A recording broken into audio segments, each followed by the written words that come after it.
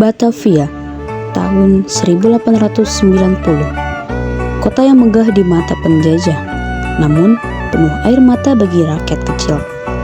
Di balik bangunan megah milik Kompeni Belanda, ada penderitaan yang terus tumbuh di kampung-kampung rakyat Betawi. Pajak tanah dinaikkan seenaknya, hasil dagang dirampas, dan suara rakyat dibungkam dengan ancaman. Di daerah Rawabelong, warga hidup dalam ketakutan. Setiap pagi, mereka berdagang dengan harapan mendapat untung. Tetapi, setiap sore, keuntungan itu dirampas atas nama pajak. Anak-anak menangis kelaparan, orang tua kehilangan rumah, dan para pedagang hanya bisa pasrah. Namun, di tengah gelapnya penindasan, selalu ada cahaya harapan. Cahaya itu datang dari seorang pemuda pemberani yang dikenal karena kepedulian dan keberaniannya membela rakyat kecil. Namanya Si Pitung. Ini kisah tentang keberanian, persatuan, dan perlawanan akan dimulai. Udah ini cabai naik, bawang naik, pajak naik. Dagang belum menangis. Emang juga orang Belanda katanya emang kemarin. Datang aja tuh suruh nyapu sekalian. Tahu tuh nggak jelas banget batu. Diam semua. Mana uang pajak kalian? Nggak ada duit gua. Nggak ada alasan hari ini. Moro, dagangan gua yang belum laku, gua mau kasih lu apa? Apa gua? Kalau kalian nyerahin sekarang, barang kalian saya sita. Udah sih, kasihan orang tua udah pada susah. Kenapa?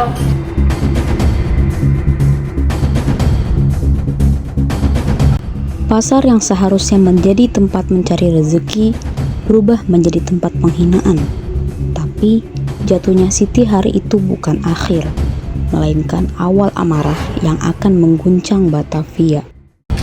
Pak itu mama. Apa bahaya? Siti didorong sama orang Belanda. Boleh lah pengen nyakitin bisnisnya. Belanda laku kelewatan nih. Rakyat diperas, perempuan dihina. Mereka kan takut. Bang, dan didorong mereka punya bersaudara. Apa ngapain takut sama mereka? Kalian udah kumpul. Ya Pak, gue juga udah cari strategi walaupun banyak dimakan sih. Oke, Mak. Malam turun di Rawabelong. Saat sebagian rakyat tertidur dalam lapar, sekelompok anak muda menyusun harapan. Ngomong-ngomong, besok sebenarnya pada ngadain pesta tuh jadi pada Aceh. Pasti besok lagi dan menjaga yang di depan. Kalau jadi penari gimana ya?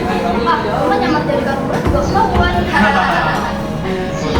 Ini aja, nanti si nyamar jadi pelayan, dia ada di belakang. Nih, gua kasih petanya. Kita nyolong bukan berkaya, bukan rakyat. Betul. Oke, gua siap kok. Kalau bahaya, langsung keluar. Jangan gegabah. Rumah-rumah mau berdiri sendiri Bang. Bang, kalau kenapa-napa gua gimana? Perjuangan pasti ada risiko sih, tapi bahaya kalau kita diam terus. Gua wakilan gua. Ini aja yang terbaik buat gua. Tapi doain gua jangan menang. Tapi doain gua tetap yang benar. Wah ini mau perang biasanya seneng, gue udah penuh ini. Tenaga juga udah siap. Papa, kenapa rakyat dibikin susah? Ini bukan urusan lu, ini soal kekuasaan.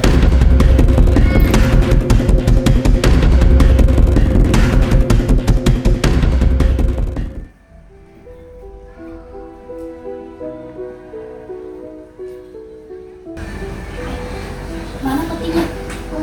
Uang rakyat itu? Iya.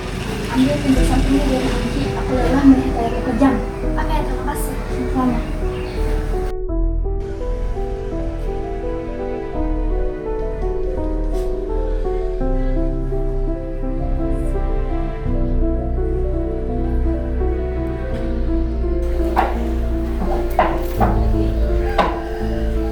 Bang, gimana? Belum. Curi, monggo. Coba mencuri, gue cuma ada rakyat.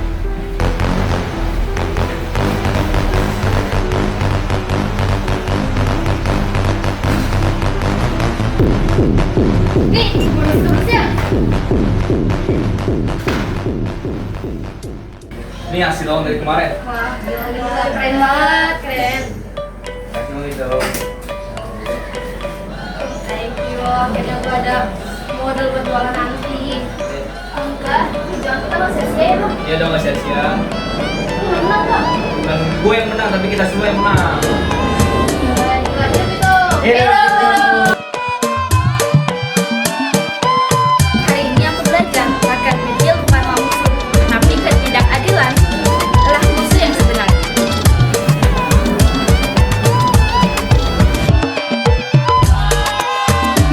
Dan pagi itu, Rawa Belong tak lagi sama, bukan karena uang yang kembali, tetapi karena keberanian telah bangkit di hati rakyat.